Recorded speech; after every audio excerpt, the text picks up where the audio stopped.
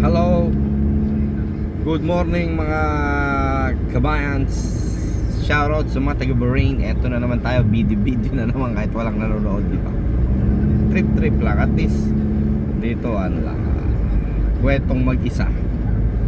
Di-deliver tayo ngayon sa saan ba yun? Sa Nesto Gudaybiyah yun, yung malaking Nesto. May iba-ibang Nesto din kasi dun eh. Pero yung pinaka big, kaso naka Google Map pala dyan. Ano ko pala very good. Pag malapit na tayo, Nesto doon or Nesto doon, aling Nesto? Sige, check na lang natin mamaya kung saan Nesto to para masaya, diba?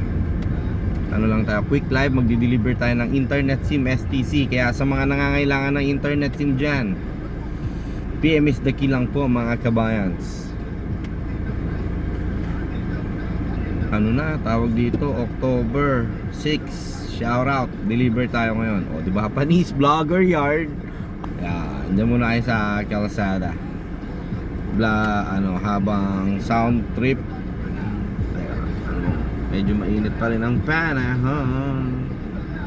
Throwback. Diba? Yung customer natin aalis daw ng 10:30. So 9:30 pa lang naman. Maaga pa.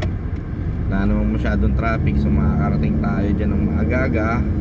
Yung transaction naman nun, saglit lang yun, 5 minutes lang yun, done na yun. Kaya check natin yung MPOS natin. Huwag pag nakalimutan natin yun, wala tayong silbi. Yun yung pinakamahalaga. Hindi tayo makapag-transact ng STC kapag wala yung MPOS natin. Kapa, okay, done. Positive. Andito siya. Double check natin para sure.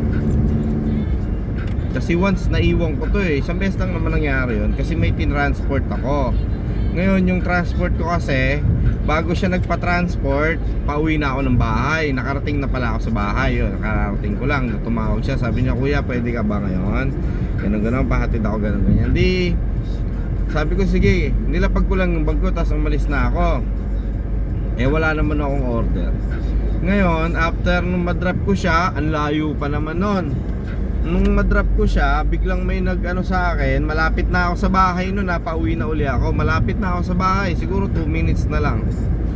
Tumawag, Pakistani, sabi mag-order daw siya ng internet SIM. Isinan niya na yung location niya, ganun ganyan. Yung way ko doon din mismo sa bahay. Sabi ko, sige, diretso ko na. Ang layo pa naman nun, mga 30 minutes yung biyahe. Tapos pagdating ko ron, nakakalimutan ko, iniwan ko pala yung bag ko, nandun yung MPOS ko. Wala, iyak talaga. Wala akong choice. Buti na lang, talabat driver yon, meron siyang delivery. So tinawagan ko siya kung nasa na siya. Sabi niya on the way. Sabi ko pwede saglit lang, babalikan kita agad. Meron, naiwan ko lang yung MPOS ko, hindi tayo makapag-transact. Sabi niya okay. Buti mabait yung customer. Kaso ang ron, ang layo, nakakapagod, grabe. Diyos ko Lord. Okay, babay na muna guys. Bye bye.